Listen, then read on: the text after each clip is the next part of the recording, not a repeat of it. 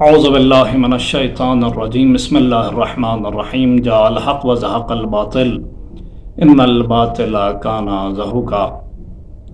پورا عالم اسلام کو، تشیع جہان کو، خاص طور سے ملت ایران کو سال روز پیروزی انقلاب اسلامی ایران بہت بہت مبارک ہو۔ 22 بہمن 11 فروری تجدید حیات دین کا نام ہے۔ وہ دین جس کے لیے رسول اللہ نے طرح طرح کی اذیتیں برداشت کی، جس کے لیے رسول اللہ نے کانٹوں پر چلنا گوارا کیا، جس کے لیے رسول اللہ نے دنیا جہان کے طعنوں کو برداشت کیا،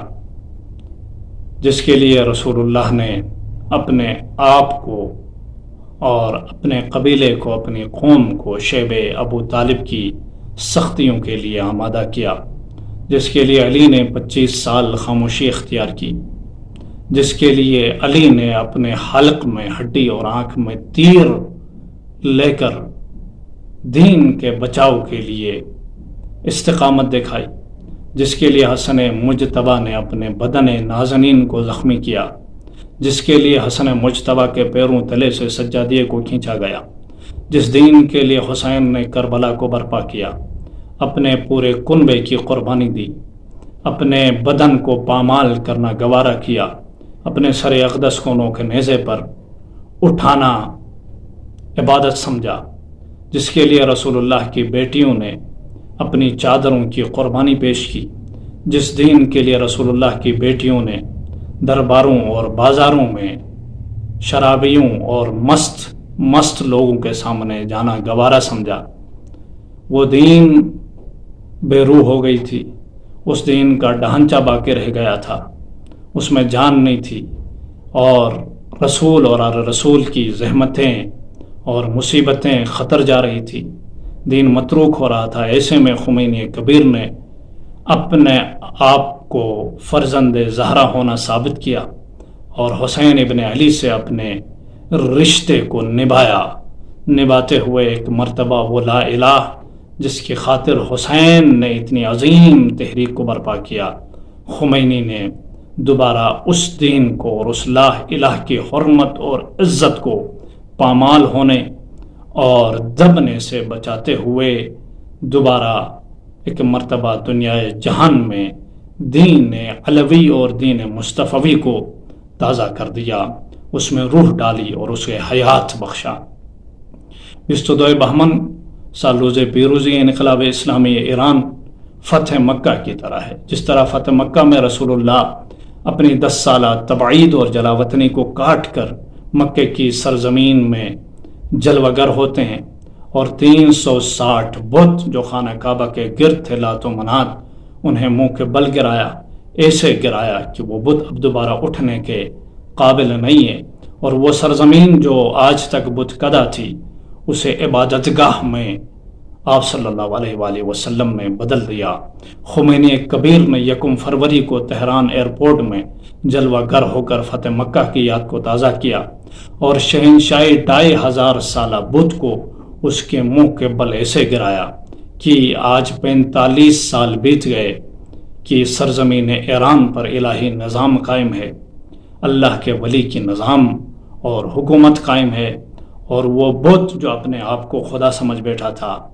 دنیا جہان کے مسلمانوں میں اور مستضعفین میں ایک یاس اور نا امیدی کی ہوا کی لہر کو چلایا تھا۔ مستضعفین نا امید ہو چکے تھے، دنیا جہان کے ستمگر اپنے آپ کو زمین کے خدا سمجھ بیٹھے تھے، اور یہ سمجھ رہے تھے جو ہم چاہیں گے وہ ہم کر سکیں گے۔ خمینی نے ان کے ارادوں کو زمین سے ملا دیا، خاک سے ملا دیا، اور ملا کر ایک مرتبہ دوبارہ دنیا جہان کو یہ بتلا دیا، جب تک اس سرزمین میں اللہ کے خاص بندے ہیں وہیں اس سرزمین کی حکومت کے حقدار ہیں۔ اور خمینی کبیر نے دنیا جہان پر یہ ثابت کر دیا کہ جہان پر اگر کسی کی حکومت ہوگی تو وہ اللہ کی حکومت ہوگی، اگر جہان پر کوئی اکبر ہے، جہان پر کوئی سپر پاور ہے تو پھر وہ اللہ ہے، اور اللہ ہی اکبر ہے، اللہ ہی بڑا ہے۔ اور اس ذہنی بت کو خمینی کبیر نے جو لوگوں کے ذہنوں میں حکومت کر رہا تھا کہ اگر کسی کی حکومت ہے تو وہ امریکہ کی ہے، وہ شیطان بزرگ کی ہے اور امریکہ کے حمایت میں حامی بننے والوں کی ہے، تو ایسے بت کو خمینی نے لوگوں کے ذہنوں سے توڑا، اور وہ شہنشاہی بت جو چل سکتا تھا، جو حرکت کر سکتا تھا، جو چال چلا سکتا تھا، اس بت کو ایسے سرنگون کیا کہ وہ دوبارہ حکومت کرنے کا خواب بھی نہیں دیکھ سکتا ہے۔ عزیزان گرامی قدر، انقلاب اسلامی ایران دنیا جہان کے مستضعفین جہان کی کامیابی کا دن ہے، اور اللہ کی حکومت کا ایک مقدمہ ہے کہ جو مہدی دوران کے توسط سے زمین پر قائم ہوگی، اس کے لیے مقدمہ سازی اور اس حکومت جہانی الہیہ کا آغاز انقلاب اسلامی ایران ہے۔ انشاءاللہ یہ پرچم جسے خمینی نے اٹھایا، علم کیا اور خامنائی کے ہاتھوں پر دے کر چلے گئے، انشاءاللہ یہ پرچم امام مہدی کے ہاتھوں تک پہنچے گا، اور ہماری دعا ہے کہ خداوند متعال ہمیں انقلاب اسلامی ایران کے ثمرات کو سمجھ کر انقلاب اسلامی ایران کے ساتھ کھڑے ہو کر